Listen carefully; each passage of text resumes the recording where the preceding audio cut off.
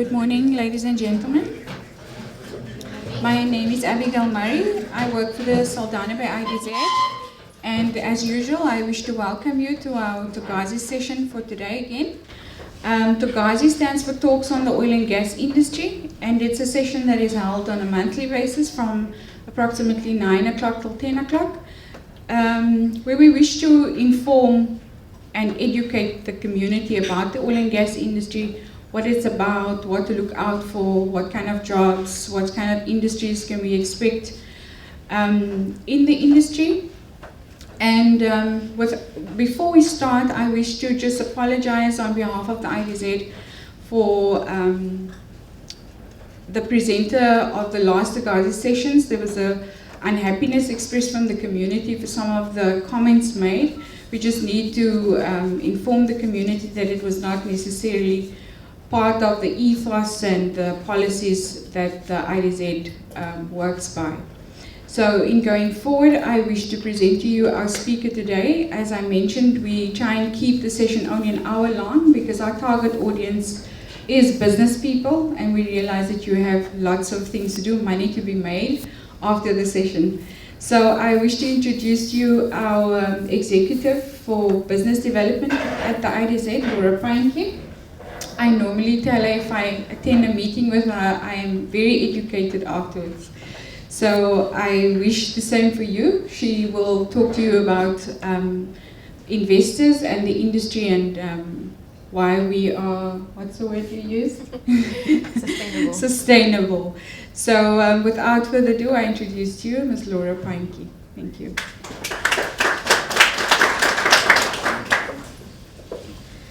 Thanks, Abby. I was asked to do a presentation this morning on sort of giving a bit of an overview and an update on the trends that we're currently seeing in the oil and gas services and maritime repair and fabrication sector, which is of course the sector-specific designation of the Saldanha Bay Industrial Development Zone. We have, of course, maintained our focus on the sector, but our subsectors have changed substantially since our 2011 business plan, where we undertook a number of feasibility studies, a number of detailed sort of investigations and interviews with the international and domestic business community.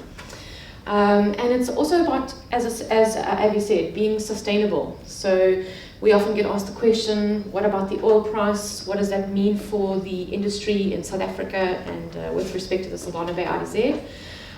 But I hope that today my presentation will address some of those areas and also answer some questions that the audience may have. And then I believe that I should stop speaking at 1:45, and then we'll do a bit of a Q&A. So if there are questions from the audience, please feel free to keep them for that session. Just as a bit of a reminder, and I always find it's very useful to go back to this slide. So I mentioned the fact that we did a feasibility study in 2011. And when we were designated in 2013, our sector focus was, as I've mentioned, the upstream oil and gas services and marine repair and fabrication sector. But what does that actually really mean? What does it mean in terms of the types of companies that we target in terms of investors? And this slide just gives a little bit more of a breakdown. So there's 5 core subsectors that we typically target. Companies obviously don't fit specifically into each of these subsectors. There's often a bit of grey area, or they move between 1 or 2. But this would encapsulate the types of activities that we typically would see in the IDZ going forward. And I think the most important thing that you take away from this particular slide is that often we're seen as just a zone that focuses on rig repair, and that's not actually the case. As you can see, there's a lot more detail to that. So apart from just rig repair, we also focus on other vessel and equipment servicing and maintenance. We then also look at providing an onshore support facility for the offshore exploration and production sector. So what does that mean? Well, it means that when a company starts drilling or does exploration activities offshore, they would use a vessel, they would also need equipment supplies, they would need food, they would need crew changes to be undertaken. A lot of that needs to be supported with an onshore facility within a port precinct. And so to a large extent, we do support the exploration and production, even though we're not actually going to be doing drilling in the port. So just to be very clear about what we support and what we intend targeting in terms of investment.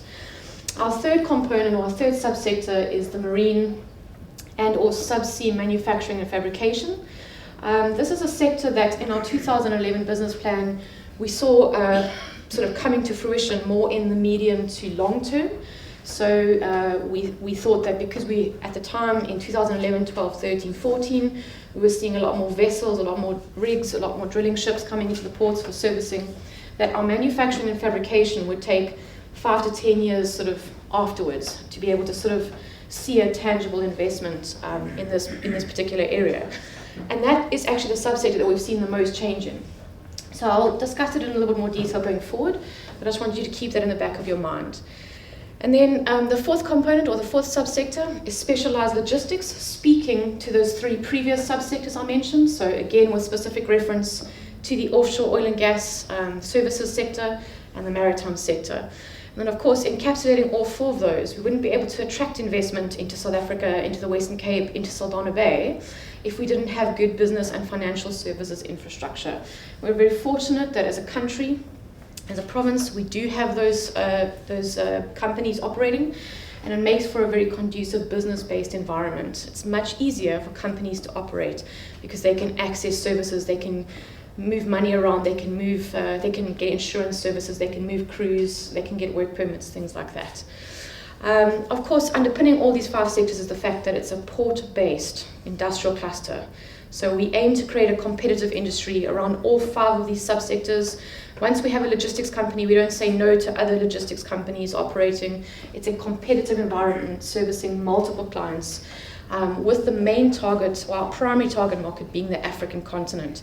However, this is also something that we're going to be discussing in the presentation today, because we have seen a shift. While Africa remains our primary target market, we are servicing a lot more equipment and a lot more vessels from outside of that primary target market.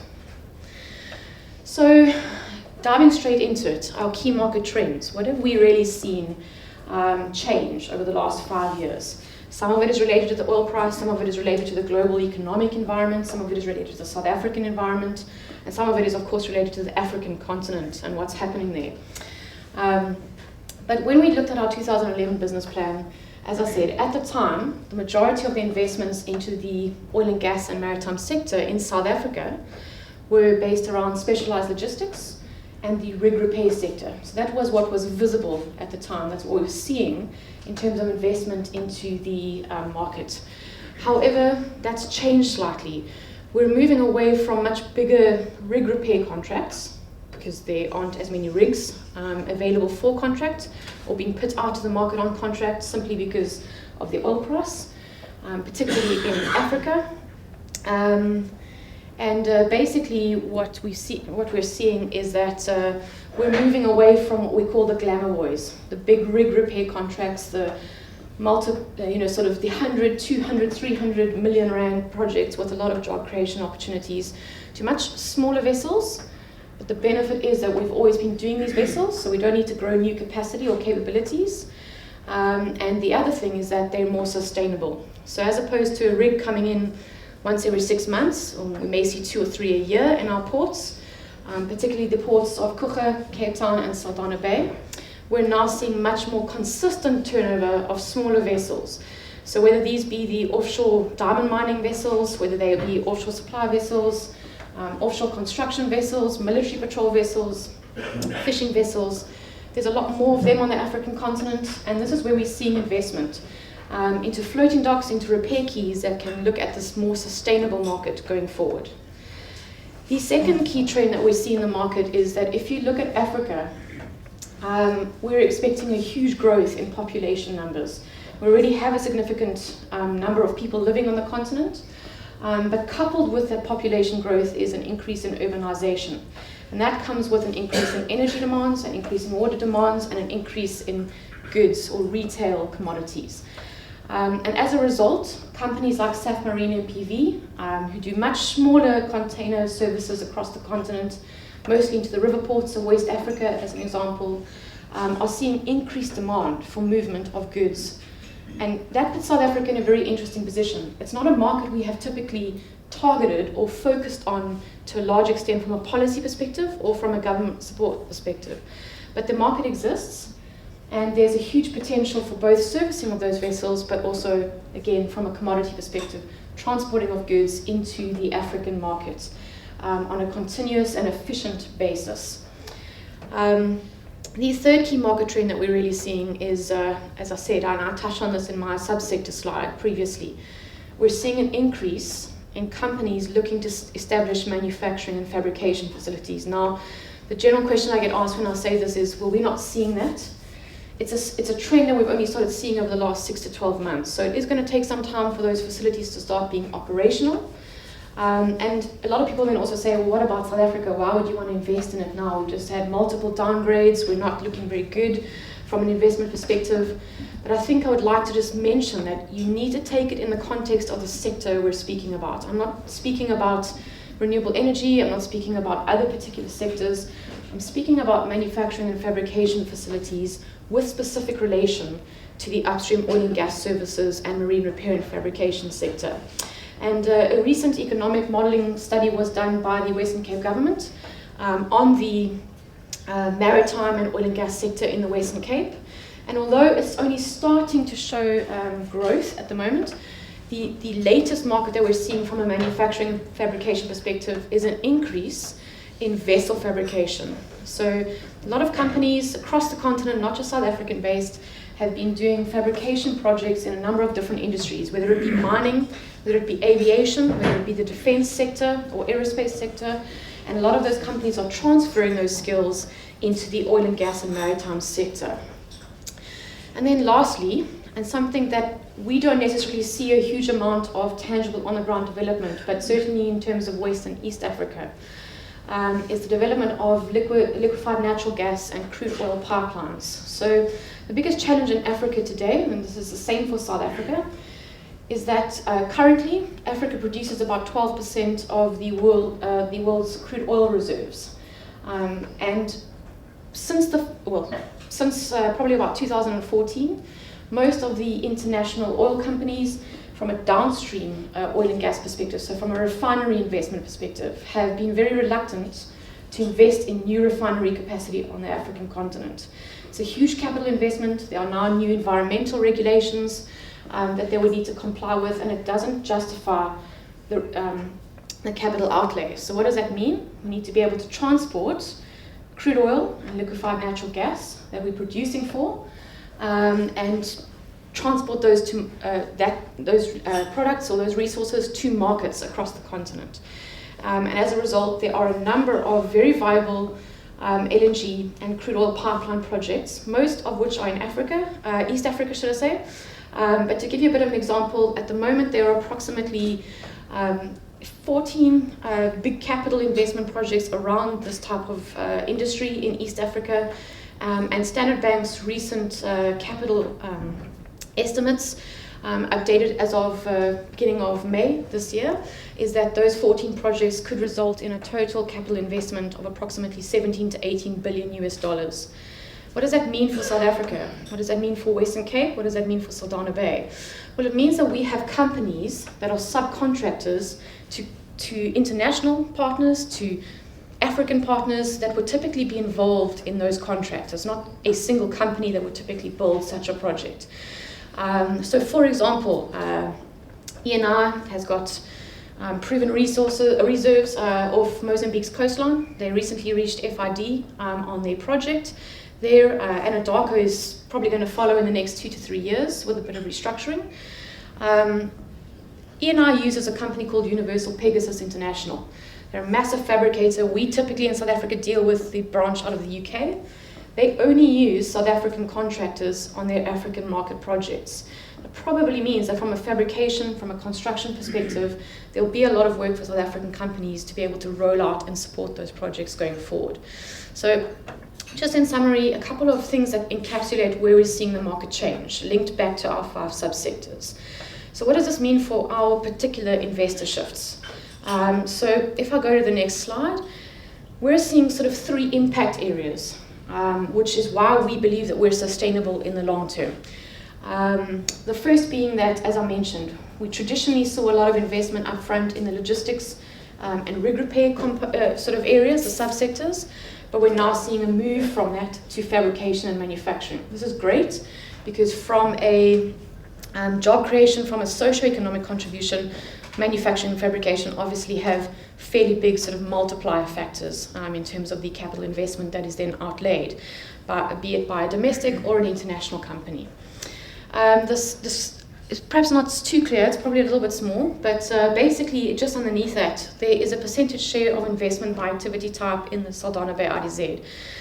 So this is based only on our committed investors, so investors that we either have lease agreements with or heads of agreement. We've started putting infrastructure in for, and as of May this year, you can see that the biggest component of our tenants, 47% of our tenants are based in the manufacturing and fabrication space, followed by support services at 19%, and followed by logistics at also 19%. We already start seeing repair and maintenance of drilling vessels, of offshore vessels, coming in at about 11%. And that used to be roughly about 40% of our market. So you can see the shift, even just in our own investor base going forward. Our third shift, our third impact area is that we're starting to see a move from international investors, so companies who have not had a presence in South Africa. They may be doing projects across the continent, but they have yet to have an office or support facility or any form of formal presence within the market in South Africa. We're seeing a shift from that, moving more towards domestic investors.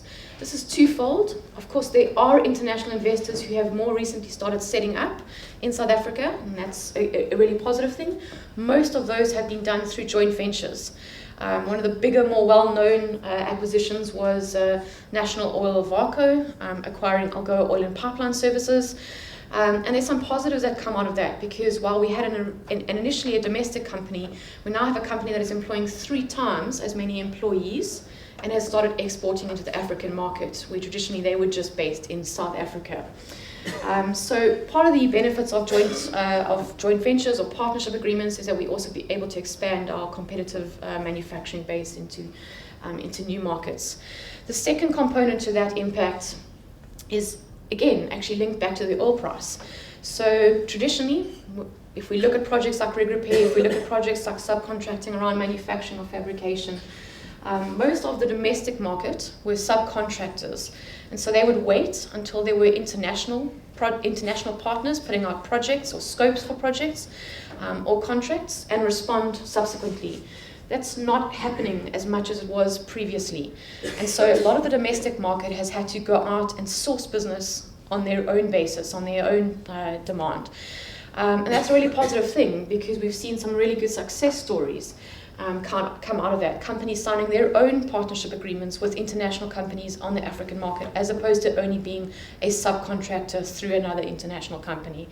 So if you look at the slide, the image on your right, the percentage share of investments by source as of May 2017 in terms of the IDZ investors is that we've seen a much more reduced shift from international to domestic, and so domestic basically makes up just over 70% of our tenant base currently, with only 19% coming from the international market.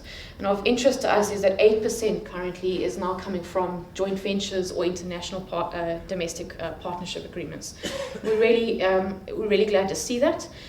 What is of interest is that in that 8%, we're starting to see a lot more black-owned emerging companies coming from other sectors. So traditionally, again, the mining sector, the construction sector, partnering with the right companies internationally who have IP, who have technical certifications that get them into new markets, and being able to grow into an industry that was previously quite difficult for South African companies to access.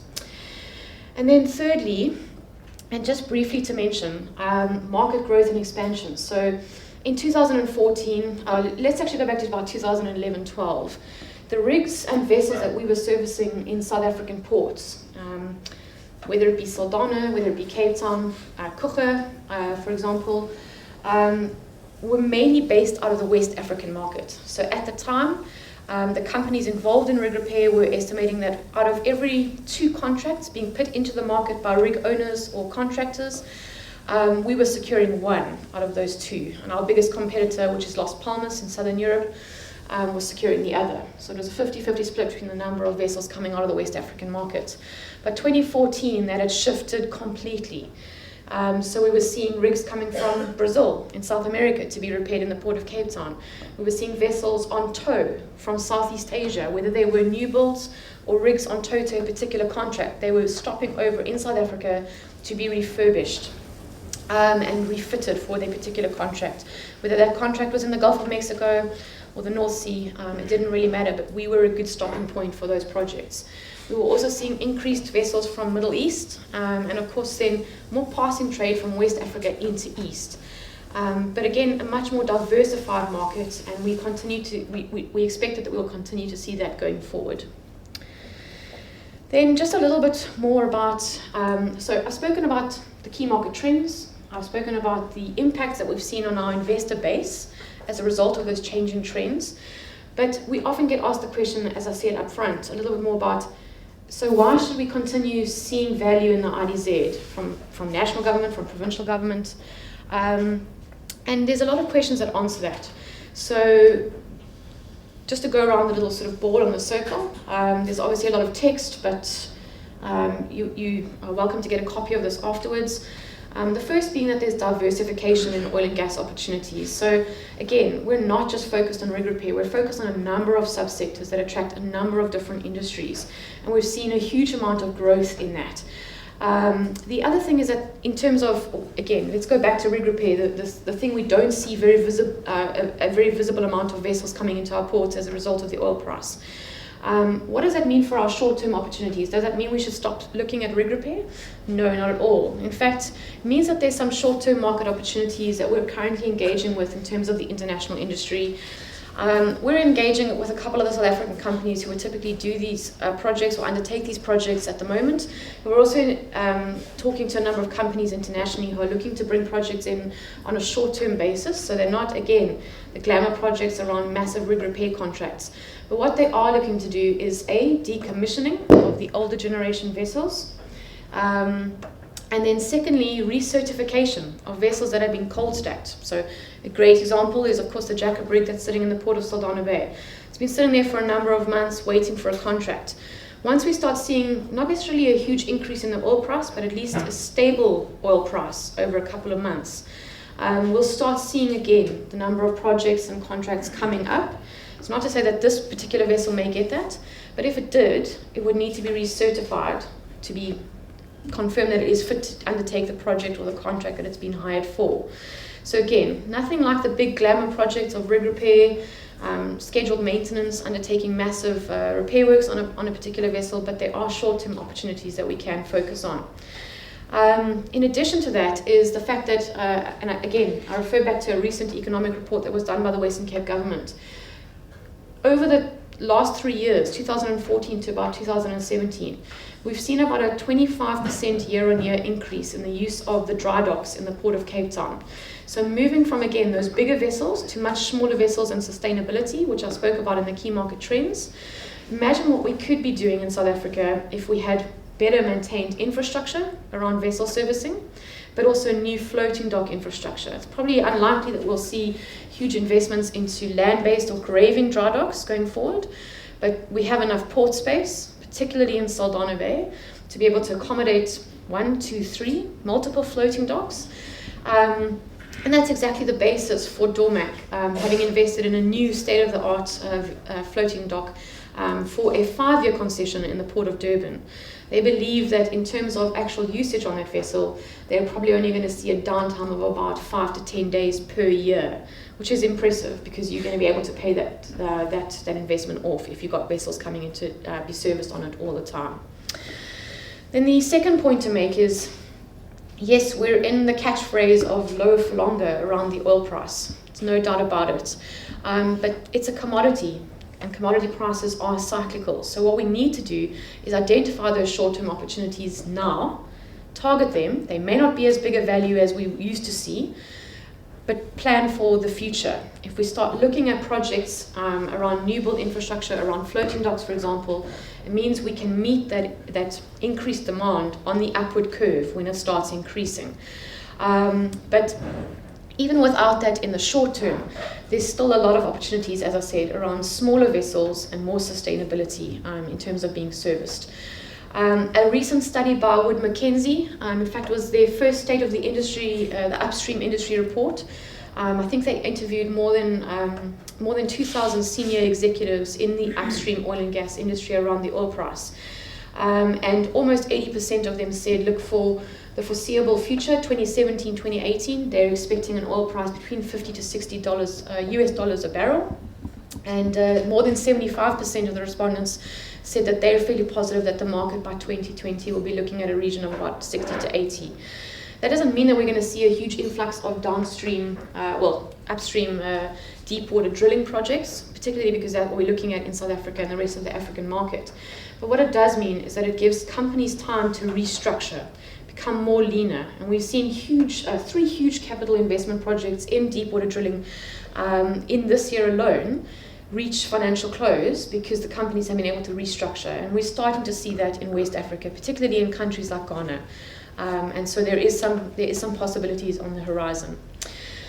The other thing is that although we have some potential changes to our current Minerals and Petroleum Resources Development Amendment Act, the current legislation that was signed into being in 2008 is still in place. And the benefit for South Africa in terms of accrual of those resources is that it's a use it or lose it principle. So even though there are some changes proposed, nothing has come of that as of yet. We expect the new legislation to be signed in. In the meantime, companies still need to make use mostly of their exploration licenses. We do have a few production licenses, but the majority of the companies are still in exploration phase. And what does that mean in terms of a lower oil price? Well, it means that it doesn't invalidate exploration activities continuing to take place. It does make it more challenging, I'm not denying that, but it doesn't invalidate it. And in fact, speaking to a number of companies who are currently finishing their environmental impact assessments under their exploration license, many of them are actually planning to undertake more drilling activities, more wells, than they initially planned. And the reason for that is because exploration is cheaper. The services, the hiring of the rigs that they would be using to drill those wells is cheaper than it was before. It's a much more competitive industry. Companies are desperate for the work. And again, PASA's recent estimates of the west coast of South Africa is that we should see a positive 7 wells being drilled by 2021, possibly with a future increase up to about 10, 11, 12 wells being drilled. Each well that is drilled approximately results in about 18 to 24 months of onshore support activities. And then I mentioned it in my first slide in the subsector, but the Saldanha Bay IDZ is not just about rig repair. There's a lot more to the business case, a lot more to the types of investors that we are attract and are looking to attract in the future. And again, that makes us more sustainable on the long term. This also speaks to our skills and training programs and enterprise development programs, because fundamentally we believe that from a manufacturing, from a fabrication perspective, if we're building capacity from the local community in these areas, it doesn't matter in the long term if we see our sector changing hugely, because those skills are transferable across sectors. Those suppliers, again, we see a lot of companies traditionally coming from the mining sector. They're transferable across sectors. They're not static within a particular industry. I put this slide, again, there's a lot of detail on it, but I wanted to just emphasize a little bit more around the types of things we're focusing on to attract investors. So I've spoken about our subsectors, but really what is it that offers a competitive business environment, both from a South African context, but also from an African context, and of course the global macroeconomic environment, which is not looking as great as it used to. And we believe that there's 2 fundamental aspects to why this can be sustainable. The first being that because we're sector specific, we are able to implement the free port or the free trade zone, which is an international understanding about being able to move goods and equipment efficiently within a non-sort of South African customs environment. That means that, for example, we estimate that there's a market that we are not making the most of in terms of equipment servicing moving past our coastline, because our customs environment doesn't efficiently get goods in and out again. That doesn't mean our customs environment is bad.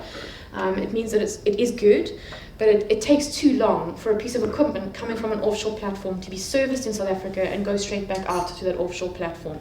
We estimate that there's currently a market of approximately 240, 250 million US dollars that we're missing out on an annual basis, because it's easier to go to somewhere like Mauritius or Middle East, right around our coastline from West Africa, because it takes too long to get equipment in and out on an efficient basis. And that's really the value proposition that we look to offer. The second component is that we're the only zone, and probably for the foreseeable future will remain the only zone, that actually is designated over port property. Now, this is more of a partnership and value proposition than just what we're doing. It's very much linked to what Transnet, National Ports Authority, sees as a long-term vision for the Port of Saldanha Bay as well. But it's important to recognize that without the value addition of service land within the port or close to the water's edge, the sector wouldn't be able to operate 15 kilometers back, 20 kilometers back. It needs to be able to operate within a port environment, within a port precinct, and have close proximity to a quayside. And that is something that we feel strategically really underpins a lot of the services and the value offering that we can offer to our investors. I'm going to end it there, and happy to take any questions. So thank you for your time today, and yeah, please feel free to come and ask if you're not wanting to ask a question now. Thanks. In 2003, we applied for a floating dry dock license in the Port of Saldanha, still not being granted. We understand that they're moving in that direction, but the infrastructure is not there yet. Or do you see it differently? So I completely agree that in the past there's been a real issue in terms of time and turnover with respect to getting things like floating dock licenses awarded.